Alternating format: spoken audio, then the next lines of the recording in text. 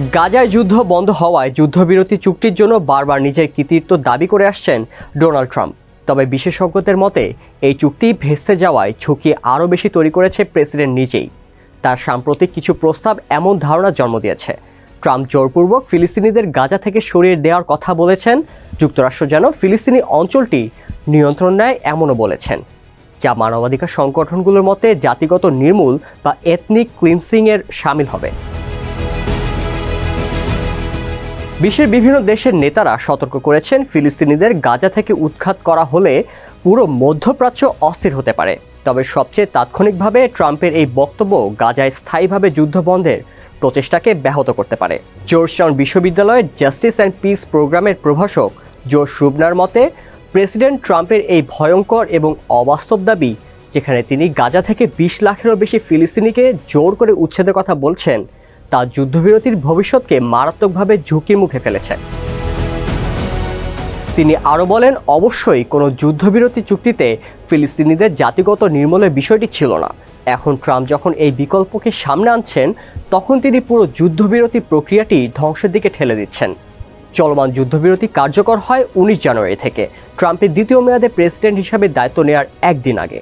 তবে ট্রাম্প দাবি করেছেন, তার মধ্যপ্রাচ্যিক বিষয়ক দূত স্টিভ উইটকফের নেতৃত্বে তার আলোচনায় এই চুক্তি বাস্তবায়নে মূল ভূমিকা রেখেছে।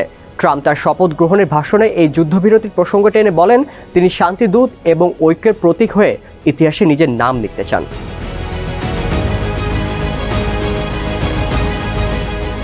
হোয়াইট হাউসে বসার কয়েকদিন পরই ট্রাম্প গাজার বাসিন্দাদের উৎখাত করার প্রস্তাব দেন। প্রথমে অনেকেই ভাবছিলেন এটা তার অস্বাভাবিক অতিরঞ্জিত মন্তব্যের একটি অংশ, যেগুলো তিনি হুটহাঁটি বলে থাকেন। কিন্তু এরপর তিনি বারবার একই কথা বলতে থাকেন। সম্প্রতি তিনি ইসরায়েলের প্রধানমন্ত্রী বেনিয়ামিন নেতানিয়াহুর সঙ্গে হোয়াইট হাউসে একটি ভাষণ দেন, যেখানে তিনি তার লিখিত বক্তব্য পড়ে শোনান এবং তার প্রস্তাব বিস্তারিত ব্যাখ্যা করেন। ট্রাম্প বলেন, যুক্তরাষ্ট্র গাজা উপত্যকা নিয়ন্ত্রণে নেবে এবং আমরা এটাকে ঠিকঠাকভাবে পরিচালনা করব। এটা আমাদেরই হবে। তবে ট্রাম্পের এই বক্তব্য সত্ত্বেও যুদ্ধবিরতি এখনও বজায় আছে। গুলি শব্দ থেমে রয়েছে এবং আগামী কয়েকদিনের মধ্যে হামাস আরও 3 জন ইসরায়েলি বন্দীকে মুক্তি দেবে, যার বিনিময়ে ইসরায়েল 183 ফিলিস্তিনিকে মুক্তি দেওয়ার কথা বলেছে। কিন্তু ট্রাম্পের এই প্রস্তাব যুদ্ধবিরতির পরবর্তী ধাপগুলো নিয়ে নতুন প্রশ্ন তৈরি করেছে, যেখানে গাজার ভবিষ্যৎ নিয়ে আলোচনা হওয়ার কথা। প্রথম ধাপে 33 জন ইসরায়েলি বন্দী মুক্তি পাবে, গাজায় মানবিক সহায়তা বৃদ্ধি পাবে এবং ইসরায়েলি বাহিনীর আংশিক প্রত্যাহার ঘটবে, যা 1 মার্চের মধ্যে শেষ হওয়ার কথা রয়েছে। দ্বিতীয় ধাপে ইসরায়েল পুরোপুরি গাজা থেকে সেনা প্রত্যাহার করবে, স্থায়ী যুদ্ধবিরতি কার্যকর হবে এবং হামাসের হাতে থাকা সব বন্দী মুক্তি পাবে। আর তৃতীয় ধাপে গাজার জন্য 5 বছর মেয়াদী পুনর্গঠনের পরিকল্পনা রয়েছে। তবে ট্রাম্প গাজার জনগণকে পুরোপুরি উৎখাত করার যে পরিকল্পনা করছেন, তা এই চুক্তির মূল উদ্দেশ্যের পরিপন্থী বলে মনে হচ্ছে। এছাড়া এমন ইঙ্গিতও পাওয়া যাচ্ছে যে যুক্তরাষ্ট্র প্রশাসন এখন আর পুরো চুক্তির প্রতি প্রতিশ্রুতিবদ্ধ নেই, যদিও আগে তারা এই চুক্তির মধ্যস্থতাকারী হিসেবে নিজেদের কৃতিত্ব নিয়েছিল।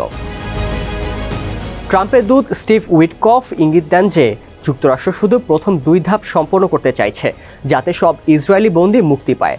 কিন্তু তিনি তৃতীয় ধাপ গাজার পুনর্গঠন নিয়ে অনীহা প্রকাশ করেন, বলেন এটা 5 বছরের পরিকল্পনা অনুযায়ী চলতে পারবে না।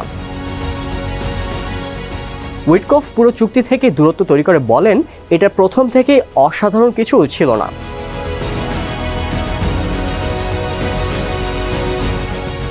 যুক্তরাষ্ট্রের কর্মকর্তারা ট্রাম্পের বক্তব্য কিছুটা সংশোধন করার চেষ্টা করেছেন। হোয়াইট হাউসের মুখপাত্র ক্যারোলিন লেভিট বলেছেন, গাজার জনগণ অস্থায়ীভাবে স্থানান্তরিত হবে। পররাষ্ট্রমন্ত্রী মার্কো রুবিও বলেছেন, ফিলিস্তিনিদের গাজা থেকে উচ্ছেদ করা হবে শুধুমাত্র অস্থায়ীভাবে এবং পুনর্গঠনের পর তারা ফিরে আসতে পারবেন। কিন্তু প্রেসিডেন্ট ট্রাম্প এই সপ্তাহ জুড়ে প্রায় প্রতিদিনই তার পরিকল্পনা পুনরাবৃত্তি করেছেন। তিনি গাজার ফিলিস্তিনিদের স্থায়ীভাবে সরিয়ে দিতে চান এবং এই অঞ্চলকে যুক্তরাষ্ট্রের জন্য দাবি করতে চান। ওয়াশিংটন ডিসির আরব সেন্টারের নির্বাহী পরিচালক খালিল জাহসান বলেছেন, ট্রাম্পের এই পরিকল্পনা যুদ্ধবিরতির জন্য ভয়ানক বিপদ ডেকে আনবে। এই সপ্তাহে আমরা হোয়াইট হাউস থেকে যা শুনেছি, আমার মতে এটা পুরো যুদ্ধবিরতি চুক্তিকে ধ্বংস করে দিয়েছে। সব শেষ। এটি যুদ্ধবিরতির মূল উদ্দেশ্যকেই নষ্ট করে দিয়েছে, গাজার ভবিষ্যৎ এবং গাজার জনগণের জন্য একটি সমাধান খোঁজা। যদি গাজার জনগণকে জোরপূর্বক ইন্দোনেশিয়া থেকে আলবেনিয়া পর্যন্ত বিভিন্ন দেশে পাঠিয়ে দেওয়া হয় তাহলে এই চুক্তির অর্থ কী? ট্রাম্প নিজেও ইঙ্গিত দিয়েছেন যুদ্ধ খুব শীঘ্রই আবার শুরু হতে পারে। খালিল বলছেন আগামীকালই হামলা শুরু হতে পারে। আসলে হামলার মতো আর বেশি কিছু বাকিও নেই। 2023 সালের অক্টোবর থেকে যুক্তরাষ্ট্র সমর্থিত ইসরায়েলি আক্রমণে গাজায় প্রায় 62,000 ফিলিস্তিনি নিহত হয়েছেন, যার মধ্যে হাজার হাজার নিখোঁজ ব্যক্তি রয়েছেন, যাদের মৃত বলেই ধরে নেওয়া হচ্ছে। কিন্তু ট্রাম্প কেন এমন যুদ্ধবিরতির কৃতিত্ব দাবি করছেন যা তিনি নিজেই বাস্তবায়ন করতে চান না? মধ্যপ্রাচ্য বিশ্লেষক খালেদ এলগিন্ডি বলেন, ডোনাল্ড ট্রাম্প ফিলিস্তিনিদের মঙ্গলের জন্য যুদ্ধবিরতিতে আগ্রহী নন। তিনি শুধু যুদ্ধবিরতির খবরের শিরোনাম চান। তিনি কৃতিত্ব নিতে চান। তিনি বলতে চান আমি জিতেছি, এটা আমি করেছি।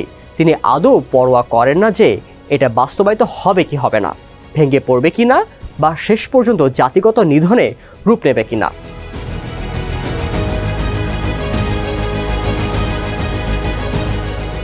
এলগিন্ডি বলেছেন যুদ্ধবিরতির দ্বিতীয় ধাপ সম্পন্ন করা, যেটার মধ্যে স্থায়ী যুদ্ধবিরতি ও ইসরায়েলি বাহিনীর প্রত্যাহার অন্তর্ভুক্ত। এটি গাজায় জাতিগত নিধন রোধের জন্য অত্যন্ত গুরুত্বপূর্ণ। এলগিন্ডি আল জাজিরাকে বলেছেন এ নিয়ে কোনো সন্দেহ নেই যে যুদ্ধবিরতি এবং গাজা থেকে জাতিগতভাবে মানুষ উচ্ছেদ করার পরিকল্পনা একসঙ্গে চলতে পারে না। এই কারণেই আমি মনে করি যে দ্বিতীয় ধাপ অত্যন্ত গুরুত্বপূর্ণ। যদি আমরা এই ধাপে একটি চুক্তিতে আসতে পারি এবং এটি বাস্তবায়িত হয় তাহলে প্রকৃত জাতিগত নিধনের ঝুঁকি অনেকটাই কমে যাবে। এলগিন্ডি আরও বলেন ট্রাম্প গাজার ভবিষ্যৎ নিয়ে পাগলের মতো কথা বলছেন, যা যুদ্ধবিরতিকে সাহায্য করছে না। তবে চুক্তিটি বাস্তবায়ন করা সম্পূর্ণ আলাদা একটি বিষয় এবং এর চূড়ান্ত সিদ্ধান্ত নেতানিয়াহু ও যুক্তরাষ্ট্রের প্রেসিডেন্টের হাতে। গত সপ্তাহে হোয়াইট হাউসে যুদ্ধবিরতি সম্পর্কে প্রশ্ন করা হলে নেতানিয়াহু বলেন তিনি 3টি যুদ্ধের লক্ষ্য পূরণ করতে যাবেন। প্রথমত, জিম্মিদের মুক্তি নিশ্চিত করা। দ্বিতীয়, হামাসের সামরিক ও শাসন ক্ষমতা ধ্বংস করা এবং গাজা যেন ইসরায়েলের জন্য কোনো হুমকি না হয় তা নিশ্চিত করা। যুদ্ধবিরতির পর 15 মাসের সংঘাত পেরিয়ে গাজার বিভিন্ন অঞ্চলে হামাসের সশস্ত্র যোদ্ধারা পুনরায় হাজির হয়েছেন এবং মনে হচ্ছে তারা এখনও বেসামরিক প্রশাসন পরিচালনা করছেন। এদিকে যুদ্ধ চালিয়ে যাওয়ায় পক্ষে থাকা ইসরায়েলের অর্থমন্ত্রী বেজালেল স্মোট্রিচ যদি সরকার থেকে সরে দাঁড়ান তাহলে নেতানিয়াহুর শাসন জোট ভেঙে পড়তে পারে। এলগিন্ডি আল জাজিরাকে বলেছেন এই মুহূর্তে নেতানিয়াহু নিশ্চিতভাবে জানেন যে তিনি যুদ্ধবিরতির দ্বিতীয় ধাপে যেতে চান কিনা এবং ডোনাল্ড ট্রাম্পও জানেন তিনি নেতানিয়াহুর সিদ্ধান্তের সঙ্গে থাকবেন কিনা। জারশানের মতে ট্রাম্প কোনো আপত্তি না জানানোয় নেতানিয়াহুর বক্তব্য মূলত যুদ্ধ পুনরায় শুরু করার ঘোষণা। তাই আমার মতে যুদ্ধ পুনরায় শুরু হওয়ার সম্ভাবনাই সবচেয়ে বেশি।